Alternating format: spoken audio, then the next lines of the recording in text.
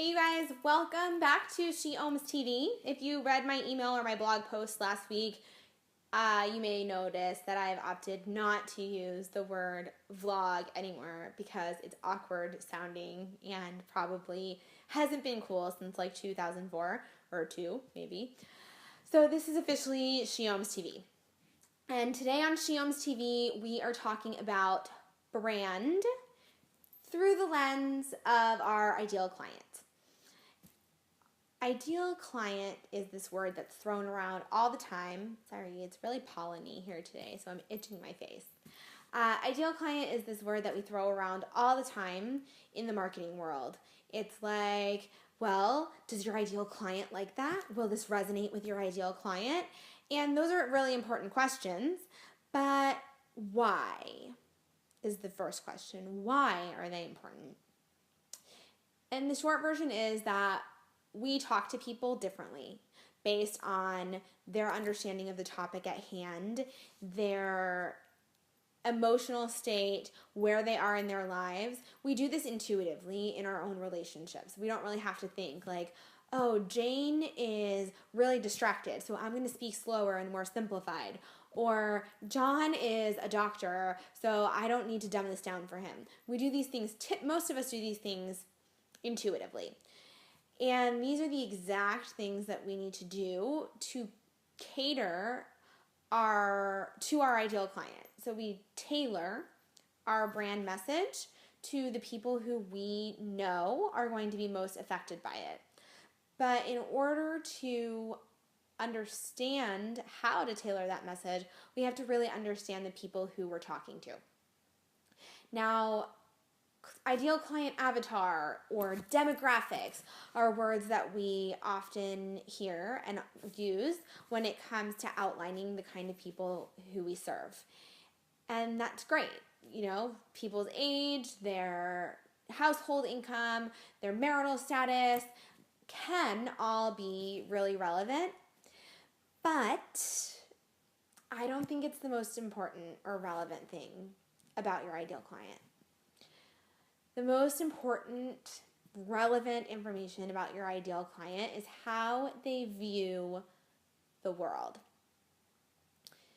For example, 2 women who are the exact same age, who live in the same neighborhood, who have the same household income, who are both work-from-home moms, could have very different worldviews if, say, one is a die-hard liberal and the other one is a die-hard conservative. They're going to have very different thoughts on where and how they should spend their money. They're going to have very different thoughts on where and how they should spend their time. And they're going to have different thoughts on philanthropy. And that's okay. I'm not making any suggestions one way or the other. I don't want this to turn into any kind of political debate, but I'm sure that you all can understand how 2 people who have very different political views could make very different purchasing decisions and be attracted to very different brands and what those brands represent. So as we curate our brands, so I use the word curation because our brands already exist. We just need to uncover them and be strategic about how we present them in the world. So I'm using this word curation instead of brand design or brand building. As we curate our brands, it's very important for us to have an understanding of how our clients view the world. Now, chances are that you're going to attract people who have very similar worldview as you do. It's very unlikely that there are going to be polar opposite forces at hand here when it comes to attraction. You can look at yourself and what it is that that drove you to do the kind of work that you're doing in the world and find these underlying messages that will probably all resonate with your ideal client, because your inherent brand message, the brand message that already exists, regardless of whether or not you've crafted it, if you put a lot of thought into who you are and what you're doing and why you're doing it and who you're doing it for, this message is just going to start to reveal itself. And inherently, that's going to be attractive to a certain group of people. And those people are very likely going to be a lot like you. But you can't just assume that they're a lot like you, and so whatever you like, they're going to like. It's very important, in my humble opinion, to take a step back and ask yourself some very remedial, if you'll allow, questions about your ideal client and how they view the world. So for me, I actually have been working with my ideal client for over a year now, and I have access to them, and I can ask them, what resonates with you? Does ownership and being the boss resonate with you? Or does sharing and serving and being a helper and healer resonate with you? Or do both of those things resonate with you? So I've actually gone, as we work through the Oms rebrand, oops, spoiler alert, Oms is rebranding. I have gone to the clients who I love working with and ask them about their views on the world and ask them why they chose to work with Oms.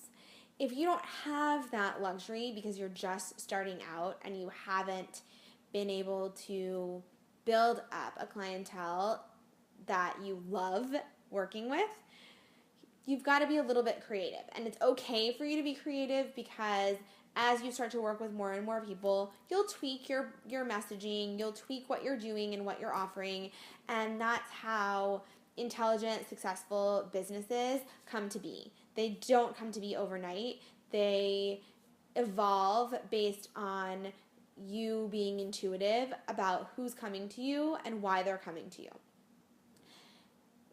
Okay, back to our ideal client.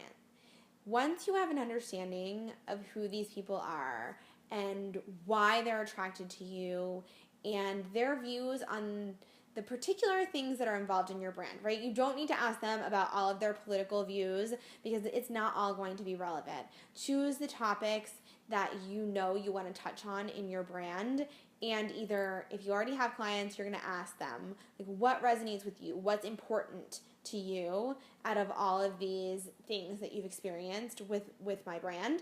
If you don't have ideal clients yet, you've got to take a step back and maybe look at yourself 2, 3, 4 years ago and consider what resonated with you then. We typically serve people who are in a place in life where we once were, because we know what the solution is, right? We're on the other side, we got through it, and we're now providing solutions for people who are just like we once were.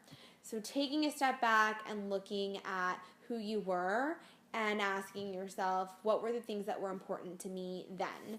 And as you create your brand mission and message, like why your brand exists, take a look at who you're serving and the things that are important to them, because those are the things that you're going to want to highlight when you write a brand mission.